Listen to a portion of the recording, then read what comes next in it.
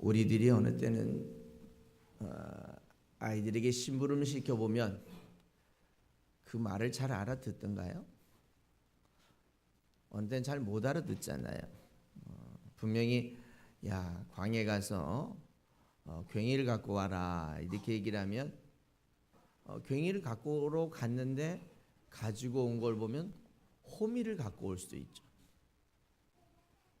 야 가가지고 낫을 갖고 와라 라고 이렇게 얘기하면 어때요? 그것보다 다른 거를 또 이렇게 가져올 때도 있지요. 왜 그럴까 이렇게 생각을 해보면 그 아버지가 원하는 게 무언지를 우리가 놓칠 수도 있다는 거예요. 또 아버지가 뭘 필요로 하는지를 가끔 잃어버릴 수 있다는 겁니다. 그래서 우리가 나름대로 아버지가 원하는 걸 해드리려고 너무너무 애쓰는 모습들을 우리가 보잖아요. 어릴 때 우리가 심부름을 시켜보면 우리 손에다가 이렇게 적어가요. 그걸 안 잊어먹으려고. 분명히 슈퍼 가서 가가지고 사이다 하나 하고 계란 한 줄 하고 사오라고 이렇게. 근데 그 가는 사이에 그걸 적어가지고 가다가 땀이 채가지고 지워지는 거예요. 그럼 이게 계란을 사오라는 건지 사이다를 사오라는 건지 뭘 사오라는 건지 이걸 또 잊어버리잖아요. 그러면 또 요즘 같은 경우야 뭐 전화가 있으니까 엄마 뭐 사오라는 거야? 라고 물어볼 수도 있는데 그 당시만 해도 뭐 전화가 없었으니까 어떻게 될까요? 그냥 자기가 사고 싶은 거 사가지고 가는 거예요. 그리고 나름대로는 잘했다고 또 잘 사왔다고 얘기를 하죠. 그러면 엄마한테 그때는 어떻게 하는 줄 아시나요? 한 대 맞고 또 갔다 와야 되는 거예요. 그걸 잊어먹었냐고. 그런데 그때만 해도 그게 참 비일비재했었던 사건인 것 같아요. 비일비재했던 사건. 뭐 엄마가 시킨 걸 잘못 사오면 다시 사오면 되는데 중요한 거는 오늘 하나님의 말씀을 이렇게 잘못 알아들어서 잘못 이해해서 또 하나님의 말씀을 자기 중심적으로 이해하거나 자기 편리한 쪽으로 이해해서 여러 사람 실패한 사람이 많다는 거예요.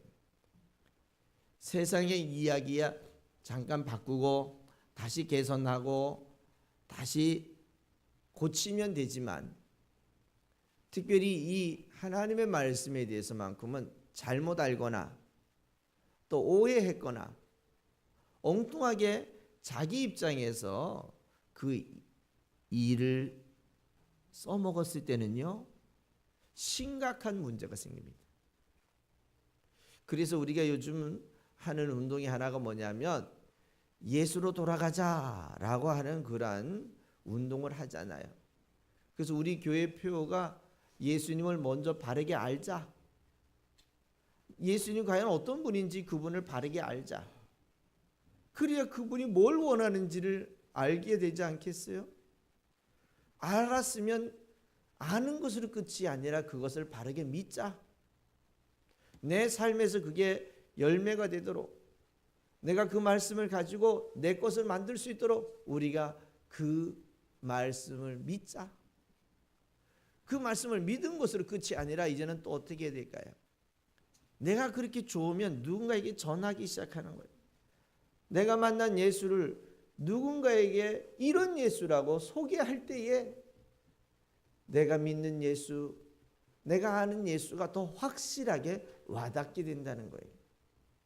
그래서 제가 늘 얘기하는 게 누군가에게 예수 얘기를 하지 않는다는 건 아직도 내가 예수에 대해서 확실하게 그분이 얼마나 좋은지 그분이 나한테 얼마나 위대한 분인지 그분을 통해서 우리는 얼마나 위대한 걸 얻어가는지를 아직은 잘 모르고 있다는 거예요.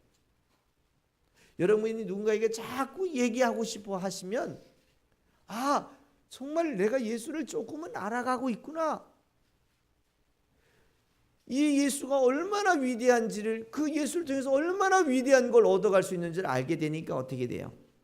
누군가에게도 자꾸 야, 뭐 교회 가보자. 여러분의 자녀들에게도 야, 이번 주에 한번 교회 같이 가보자. 왜? 내가 알고 있는 예수를 만나보니까 이 예수를 통해서 얻어지는 게 너무 많은 거예요. 그러면 그 자녀에게도 좋은 걸 주려고 하는 게 부모 마음인 것처럼 이 자녀에게도 야, 내가 믿는 예수 한번 같이 믿어보자고 권면해 줄 수가 있다는 거예요. 이런 것이 결국은 어디서 가능한 것이냐? 내가 예수를 아는 만큼, 예수를 아는 만큼 우리는 그 예수를 전할 수가 있기 때문에 여러분이 수시로 시간을 내어서 때를 얻든지 못 얻든지 이 하나님의 말씀을 듣는 일과 배우는 일에 최선의 시간과 최우선의 시간을 배정하셔서 여러분의 영혼을 살찌는 그 일을 끊임없이 감당해 주실 수 있기를 부탁을 드리겠습니다. 그래서 우리는 예배의 가장 중심이 뭐냐라고 이렇게 얘기하면 다양한 순서가 우리에게 주어져 있지만 이 예배를 통한 설교에 예수를 배우게 되고 예수가 어떤 분인지 과연 그 예수와 나는 어떤 관계가 있는지를 알아갈 수 있는 아주 유익한 기회가 된다는 사실을 여러분 기억하면서 이 설교 듣는 일과 하나님의 말씀을 배우는 일에 여러분 마음과 뜻과 시간을 모아가실 수 있기를 부탁드리겠습니다. 요즘은 말씀을 들을 수 있는 기회가 많잖아요. 여러분 오늘 주일날 이렇게 예배를 통해서 말씀을 듣기도 하고요. 요즘은 인터넷도 많고요. 또 TV만 틀어도 요즘은 수시로 하나님의 말씀을 하는 분들이 참 많아서 여러분들이 마음만 먹으면 언제든지 배울 수가 있고 또 훌륭한 목사님들의 설교를 들을 수 있다는 게 장점입니다. 그러나 한편 예수의 이야기를 하긴 하지만 예수의 마음을 이야기하기보다는 자기의 마음을 이야기하는 경향들이 많고요.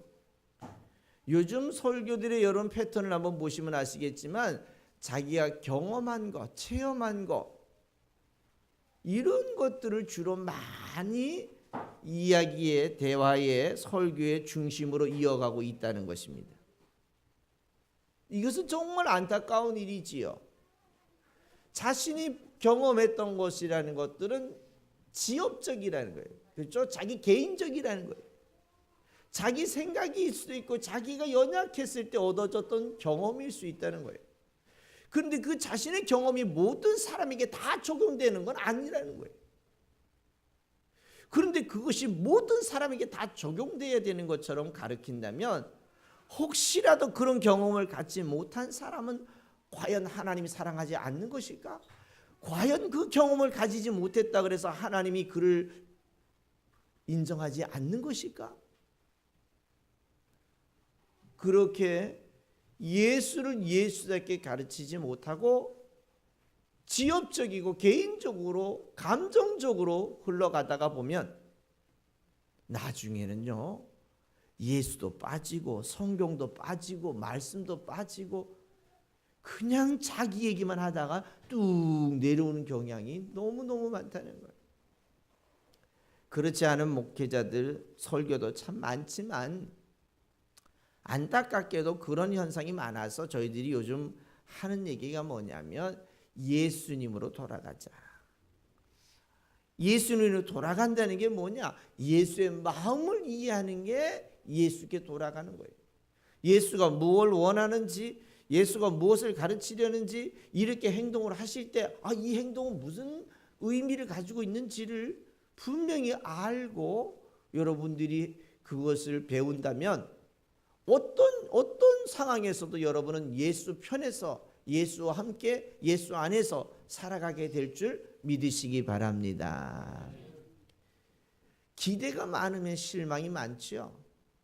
여러분 기대하는 게 많거나 요구하는 게 많다가 보면 그 요구 조건이 다 이루어지지 않게 되다면 사람들은 실망하지요. 역시 예수의 제자들도 그랬습니다.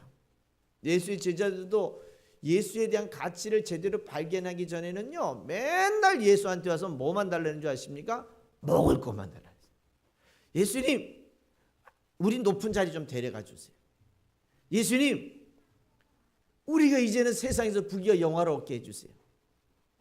늘 제자들의 요구 조건이 현실에서 어떻게 하면 잘 먹고 잘 살까를 요구했었어요.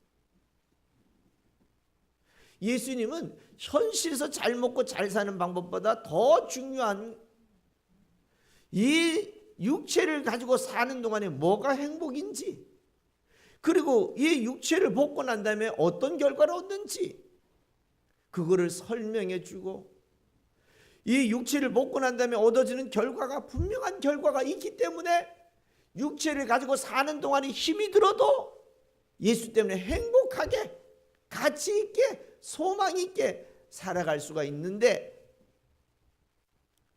그 본질의 가치보다는 예수님이 보여주신 다양한 수단에다가 얽매여서 그것을 중심으로 목적으로 신앙생활을 하다가 보니까요, 예수가 진짜 보여주고 싶은 것은 죽음 이후에 대한 결과치를 보여주셨는데 제자들은 그건 눈에 안 들어오는 거야.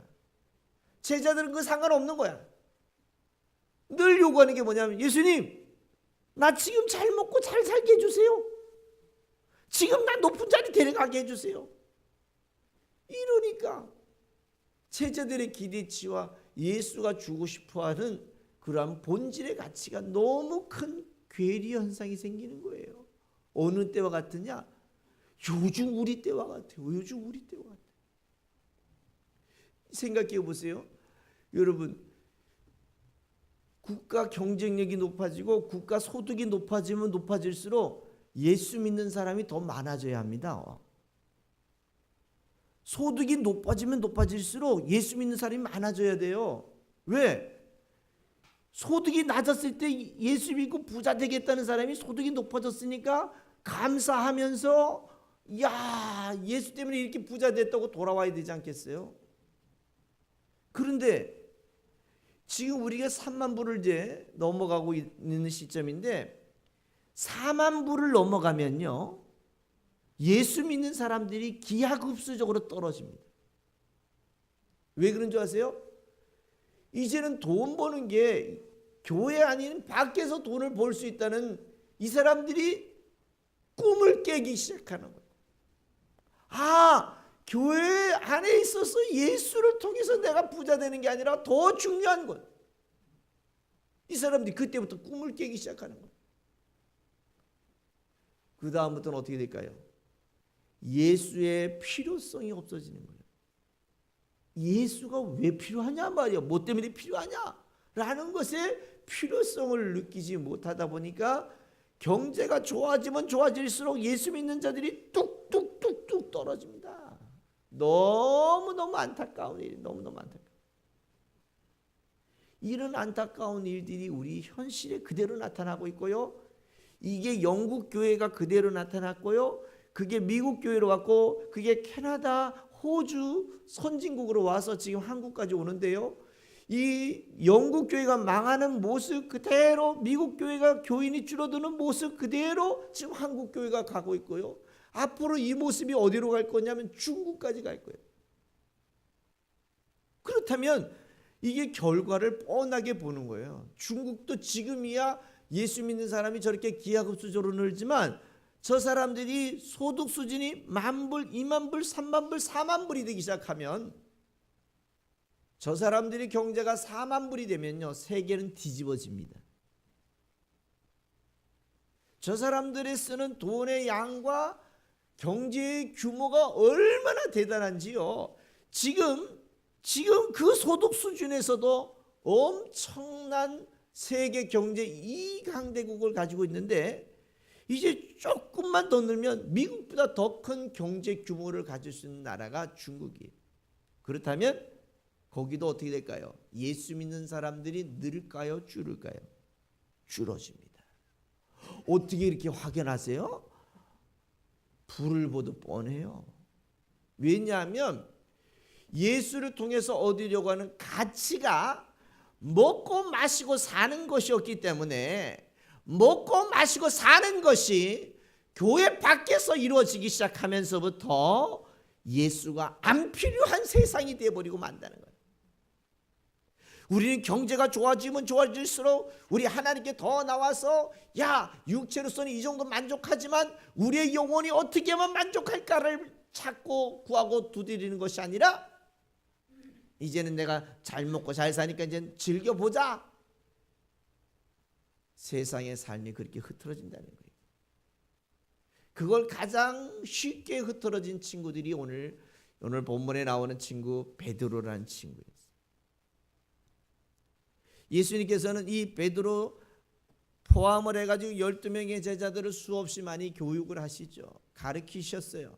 어느 때는 전도 여행을 보냅니다. 야, 가가지고 아무것도 준비하지 말고 오직 너는 예수의 말씀만 가지고 가. 그래, 어느 집에 가든지 가서 평안을 빌어. 샬롬 빌으라 그랬어요. 이 얘기 무슨 얘기냐면 당신들에게 메시아가 왔습니다 라고 이렇게 얘기했어요. 그럼 그 사람들이 그래요, 나 그 메시아를 기다렸어요, 그 메시아를 내가 받아들일게요, 영접하면 그 집이 그 집 거가 되는 거예요.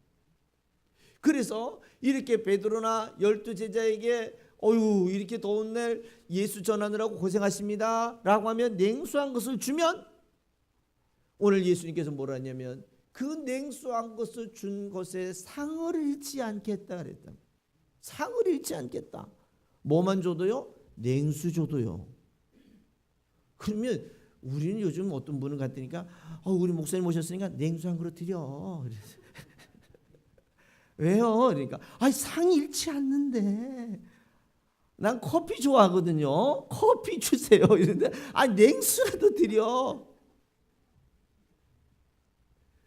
말은 참 똑같아요. 그 말이 그 말이지요. 유대 사회 속에서 냉수를 왜 줍니까? 정말 예수 전하느라고 고생하니까 주는 거지요.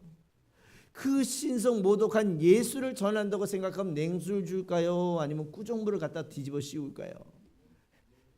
꾸정물을 갖다 뒤집어 씌울 거예요. 생각해 보세요. 여러분 집에 예수 전하러 오는 게 아니라 다른 걸 전하러 오면 문이라도 열어주고 싶어요. 안 열어주고 싶어요. 저요 하나님에 대해서 알려드리고 싶어요. 이건 99%가 파수대야. 여호와 증인이야. 그리고 난 다음에 문을 어떻게 열었는데 이 사람들이 어떻게 하는 줄 아시죠? 발을 살짝 문에다가 끼워 넣어가지고는 문을 못 닫게 하는 거야. 그리고 난 다음에 이렇게 얘기해. 냉수 한 그릇만 주세요. 이렇게 얘기해. 그거를 또 우리 교회도 같이 써먹긴 하지만 하여튼 어떻게 됐든지 간에 냉수한 것을 준다는 얘기는 그 사람이 전하는 예수를 받아들였다는, 인정했다는 얘기지, 냉수를 아무나 주는 문화가 아니잖아요. 아무에게나 냉수 주는 건 아니란 말이에요. 그래서 오늘 예수님께서는 이 제자들에게 그렇게 보냈거든요. 그래, 아무것도 가지지 말라 그랬어요. 연습을 시킨 거죠. 앞으로 너희들이 복음을 전하러 갈 때에 이 일을 할 수 있도록 하기 위한 것이 이거였거든요. 그런데 이제 예수님께서 오늘 여러분 요한복음 18장 같은 경우에는 거의 이제는 예수가 죽는 시점입니다. 오늘 본문 같은 경우는 어떤 사건이냐? 지금 잡혀가는 시점이에요. 잡혀가면 이제는 재판을 받고 그 다음에 이제 십자가에 바로 죽는 그런 시점이에요. 그러니까 이게 얼마나 긴급한 시점인지를 알아야 되는 거예요. 그래서 요한복음은 여러분 보실 때마다 어떤 생각을 갖고 보셔야 되냐면 예수님이 돌아가시기 채 일주일 전에 사건이라는 생각을 하셔야 돼요. 그러면 모든 말씀들이 어떤 생각을 갖고 있느냐? 계속해서 하고 싶은 얘기를 합니다.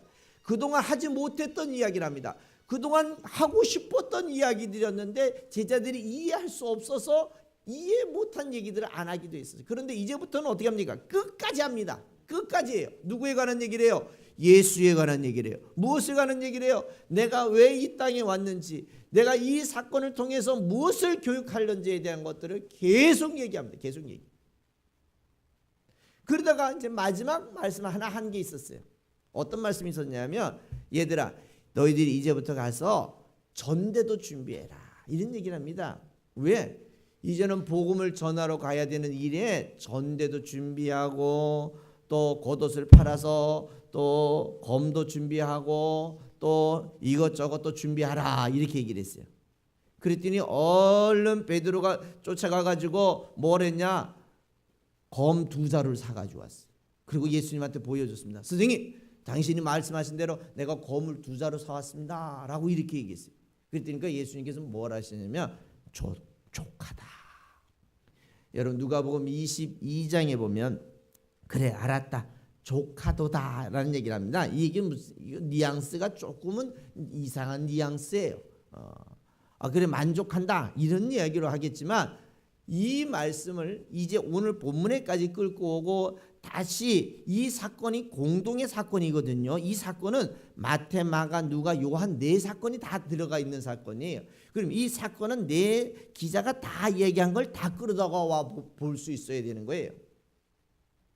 오늘 이 베드로가 검을 사가지고 와서 오늘 본문에 보면 예수님께서 어떻게 하세요? 잡혀가시잖아요. 잡혀가시는 중에 그때 검을 꺼내가지고 이 잡으러 온 사람의 종의 귀를 잘라버렸어요. 그 사람이 잘린 사람이 이름이 말고라고 이야기합니다. 말고라고 얘기. 그러니까 예수님께서 이 사건을 보면 얼마나 놀랐냐면 이렇게 말씀하셨어요. 야, 내가 힘이 없어 여기서 당하는 줄 아느냐? 검을 준비하라 그랬더니 이 검을 갖고 와서 지금 말고의 귀를 잘라? 이 검을 가지고 예수가 죽는 일을 막을 수가 없잖아요. 이 검 2자루 가지고 어떻게 이걸 막을 수가 있겠어요? 막아서도 안 되는 거죠. 왜?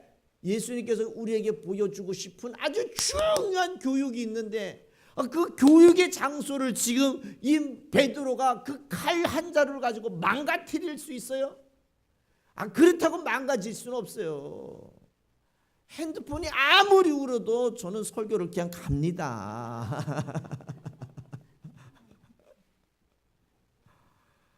중요한 건 오늘 베드로의 이 검을 가지고 예수의 역사를 막을 수가 없는 거예요. 무작정 어떻게 해야 되는 거예요? 예수님은 이제는 가셔야 되는 위치에 있단 말이에요. 그러니까 예수님께서 이 사건을 두고 말씀하신 내용들을 통틀어서 보면 뭐라 그러냐면 야 임마 내가 힘이 없어 이렇게 당하는 줄 아느냐는 얘기죠. 내가 이렇게 죽는 걸 보여줘야 너희들도 죽고 너희들도 사는 걸 보여줘야 되는 거 아니냐. 세상에 어떤 종교도 보여줄 수 없는 이 엄청난 역사를 보여줘야 되는데 오늘 이 검 1자루로 이걸 막을 수 있겠느냐? 막아서 되겠느냐? 절대로 막아서는 안 되는 거예요. 근데 왜 막았어요? 베드로는 자기 꿈을 위해서 막은 거예요. 자기 꿈을 위해서. 예수님 죽지 마세요. 당신이 왕이 돼야 내가 한자리 할 거 아닙니까? 야고보와 요한은 어떻게 합니까? 자기 엄마를 불러다 놓고 엄마 우리 선생 좀 만나줘. 엄마가 만나서 뭐라 그래요? 선생님 당신이 왕이 되면 우리 아들 하나는 오른편에 왼편에. 예수님이 그때 말씀하신 게 뭐라냐면 따라합시다. 내가 마시는 잔을 너희도 마실 수 있겠느냐? 그러니까 그 엄마가 뭐라 했냐면 그깟 한 잔 못 마시겠습니까? 이렇게 얘기했어요. 근데 예수가 진짜 여기서 잔을 마신다는 것은 십자가 지는 사건인데 십자가 질 때 그 2 아들은 어디로 도망갔는지요? 도망갔는지 뒤도 안 돌아보고 도망갔어요. 어느 정도로 도망갔냐면요. 급해가지고 홀딱 벗고 도망갔어요. 겉옷도 못 입고 도망갈 정도로 도망갔어요. 얼마나 급했는지. 오늘 베드로 같은 경우는요. 계집종 앞에서 3번이나 예수 편 아니라고 부인했어. 왜? 죽을까 봐. 이게 무슨 생각이냐면 예수에 대한 가치관이 자기 중심적이라는 거예요. 자기 거를 얻기 위해서 예수를 믿다가 보니까 예수가 주고 싶은 걸 못 받는 거야 이게. 예수가 주고 싶은 거. 여러분도 나도 이제 예수를 통해서 예수가 주고 싶은 거를 받아가실 수 있기를 부탁드리겠습니다. 예수가 주고 싶은 거를 여러분이 꼭 쟁취하시기를 부탁드리겠습니다. 내가 원하는 걸 얻는 게 아니라 예수가 주고 싶은 걸 여러분은 받으려고 하셔야 돼요. 그게 뭔지 아세요? 영생이라는 거예요. 세상이 줄 수 없고 어느 종교에서도 줄 수 없는 죽음 이후에 대한 대안과 결과를, 부활이라고 하는 엄청난 결과를 예수는 여러분에게 주시고 싶어 하시는 줄 믿으시기 바랍니다. 그러니까 죽음 이후에 대한 결과, 부활, 천국이 있으니까 여러분 사는 동안에도 얼마나 행복하시겠어요? 얼마나 행복해야 하는 줄 아십니까? 사는 동안에도 여러분은 두렵거나 떨리거나 걱정하거나 염려하거나, 여러분 세상 것에 좌절하지 마십시오. 하다못해 우리 한번 생각해 볼까요? 어제 저녁에 뭐 하는 날인지 혹시 아십니까? 어제 저녁에가 여러분 SBS를 보면 로또를 당첨하는 날입니다. 이게 로또를 안 사보신 분들은 잘 모르시는구나. 토요일날 저녁 8시에 그 뉴스 시간 끝마무리에 아마 로또를 탁 합니다. 그런데 그게 당첨이 우리 맹집사님이 됐다라고 생각해 보십시다. 오늘 저 자리에 앉아 있으면 행복할까 안 행복할까요? 야, 여기서 반은 내가 11조 해야지. 여기서 또 10분의 1은 또 건축 공부해야지. 이게 반은 우리 구제도 해야지. 우리 교회는 누가 어려운가. 아마 지금 예배하면서 계속 그거 세고 있을 거예요. 언제까지 이걸 세야 되냐? 내일 은행 문 열 때까지는 이걸 세야 돼. 왜? 로또가 당첨됐다 그래도 이거는 어때요? 오늘 못 받아. 은행이 문을 안 여는데? 이걸 어디 가서 누가 날 보고 좀 사주라 그래도 이걸 못 사줘. 은행이 문을 안 여는데? 언제까지 문을 열어요? 내일 아침 9시. 그러면 내일 아침 새벽 4시부터 어디가 있을까요? 은행 문 앞에 가서 기다리고 있는. 문 딱 열면 웬일이세요? 예, 제가 로또 됐습니다. 그런데 사람들이 참 그 되기 전과 되고 난 다음에 많이 차이가 있는 거 아시죠? 그래서 여러분들 되기 전에 나름대로 계획을 잘 짜놓으셔야 돼요. 결과가 있으면 어떨까요? 오늘 사는 게, 이 예배하는 게 희열의 차이. 왜? 내일 은행 문만 열어라. 세상아 뭐가 두렵겠냐는 얘기죠. 세상아 나를 부러워하라고 아주 자랑스럽게 얘기해요. 그것처럼 여러분의 육체가 끝나는 시간이 그렇게 멀지 않았어요. 멀지 않았어요. 여기서 보면 한 50년 남은 거 몇 분 안 될 것 같아요. 50년 남은 분들은 몇 분 안 돼요. 50년 이내에 다 천국 가실 거예요. 천국 가실 거예요. 얼마 안 남았다니까요. 잠깐이라니까요. 그거를 천국이라고 하는 로또보다 더 강력한 영원한 생명을 얻은 사람들이니까 오늘 하루 육체를 가지고 살아가는 이 삶 속에 좀 힘이 들어도 용기 내고 소망 가지고 천국의 삶을 지금부터 누리며 살아가실 수 있기를 부탁드리겠습니다. 이걸 예수가 주고 싶은 거예요. 이거를. 그동안은 하나님께서는 구약을 통해서 말씀으로 계속 이런 소망을 줬어요. 신약에 와서는 예수님께서는 행위로 이런 말씀을 주고 계시요. 그래도 못 알아보고 누구처럼, 오늘 베드로처럼 거물 준비하려더니 진짜 거물 준비해가지고 와서 말고의 길을 자르는 거로 써먹는 이 베드로처럼. 근데 예수가 주고 싶은 건 뭐예요? 영생이잖아요. 영생. 천국이라는 거잖아요. 세상에 어떤 종교가 만약에 이 죽음 이후를 보여준 종교가 있더라면 한번 갖다 줘보세요. 한번 우리가 비교, 평가, 분석이라도 해보게. 세상에서 그 죽음 이후에 대한 결과를 제시한 종교는 유일무이하게 예수밖에 없는 줄 여러분 기억하시기 바랍니다. 여러분이 믿는 예수, 여러분을 사랑하는 예수, 여러분이 죽을 때까지 보호하시는 그 예수, 죽음 이후도 보장해 주시는 예수가 완전한 결정체로 우리에게 보여주시는 것이 부활이요 영생이라는 사실을 여러분 기억하면서 예수가 주고 싶은 그 영생 여러분 꼭 받아서 여러분의 것으로 소유하실 수 있기를 부탁드리겠습니다. 오늘 그런데 이 베드로나 요한이나 야고보 이 친구들은 그런 걸 원하지 않았어요. 뭐 영생은 그냥 따놓은 거니까 그냥 잘 먹고 잘 놀고 잘 사세 이런 것만 얘기했어요. 그러다 보니까 어떻습니까? 검을 준비하라니까 자기가 생각하고 있는 검을 가지고. 오늘 성경에는 이 검을 준비하라는 얘기를 다른 방향으로 이 바울 같은 경우는 에베소서 6장 17절에 보면 너희는 성령의 검을 준비하라. 성령. 곧 이 성령의 검이 뭐냐면 말씀을 준비하라. 이 말씀이 과연 어떤 의미 있지, 어떤 것을 가르쳐야 되는지, 이것을 통해서 우리는 무엇을 배워야 되는지를 아는 옳고 정확한 가치관을 갖는 것이, 이것이 여러분 말씀의 검을 갖는 거예요. 여러분은 그러면 말씀의 검을 가졌나요?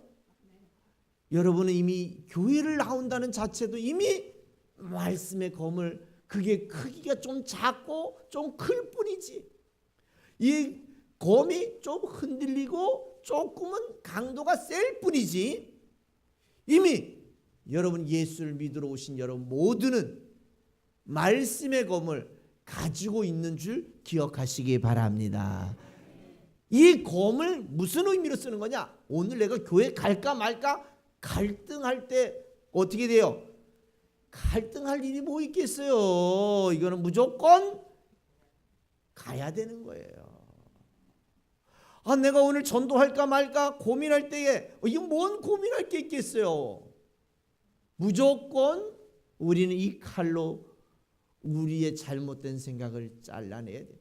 아니야, 생명을 얻는 일이니까 우리는 전도해야 돼. 우리 이웃을 사랑해야 될까요? 말아야 될까요? 이걸 어떻게 고민하겠어요? 이거를 무슨 고민할 일이 있겠어요?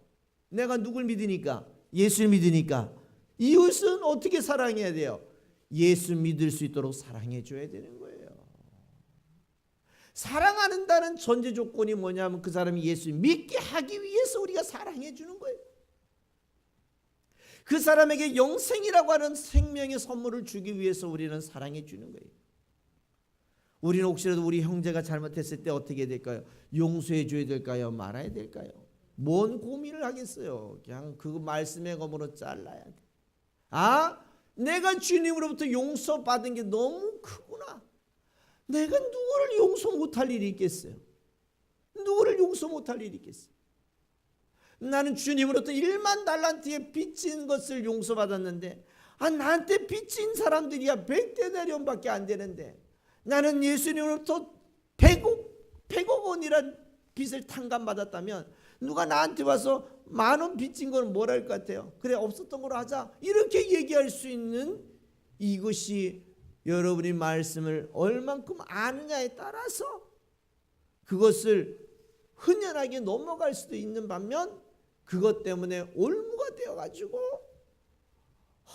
예수님, 내가 저 용서 못하니까 내가 예수를 사랑하는 거 맞나요? 내 속에 예수가 있는 게 맞나요? 나는 정말 주님이 오시면 기름은 준비되어 있나요? 주님이 오늘 오시면 나는 그러면 천국을 못 가는 거 아닌가요?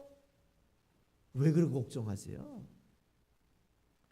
말씀을 가진 여러분들, 예수를 가진 여러분들은 그 말씀의 검을 가지고 옳은 것과 그른 것을 잘라 예수 중심으로 돌아가시는 하나님의 사람들 되실 수 있기를 부탁을 드리겠습니다.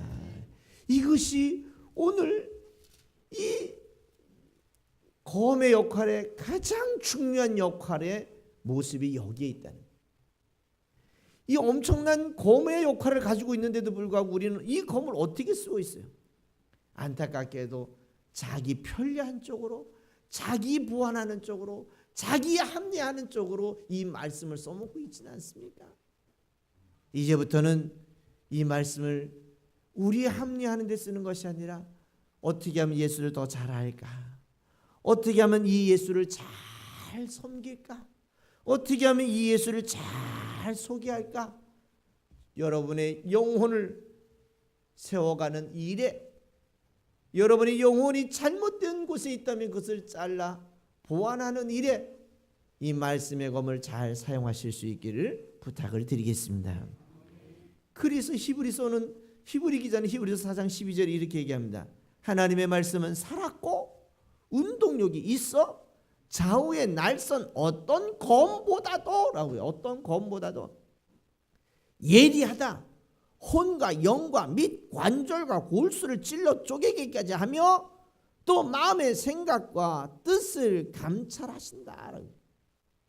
이 말씀의 검이 우리의 영혼을 살리는 관절과 혼과 영과 골수를 쪼갠다니까 또 어떤 사람들이 이게 진짜 관절을 쪼개는 줄 알고 있어요. 그래서 거기다가 관절에다 놓고 예수 이름으로 명하노니 막 그렇게 얘기하더라고요. 그래서 참 안타깝다.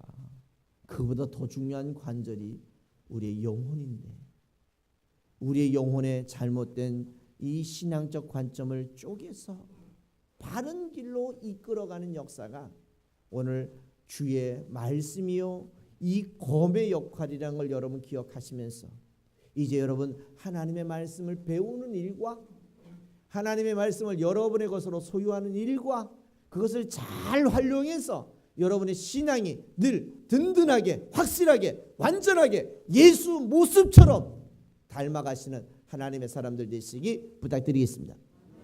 승리하시기 바랍니다. 말씀의 검을 준비하시기 바랍니다. 신앙의 검을 준비하시기 바랍니다. 꼭 승리하실 줄 믿으시기 바랍니다.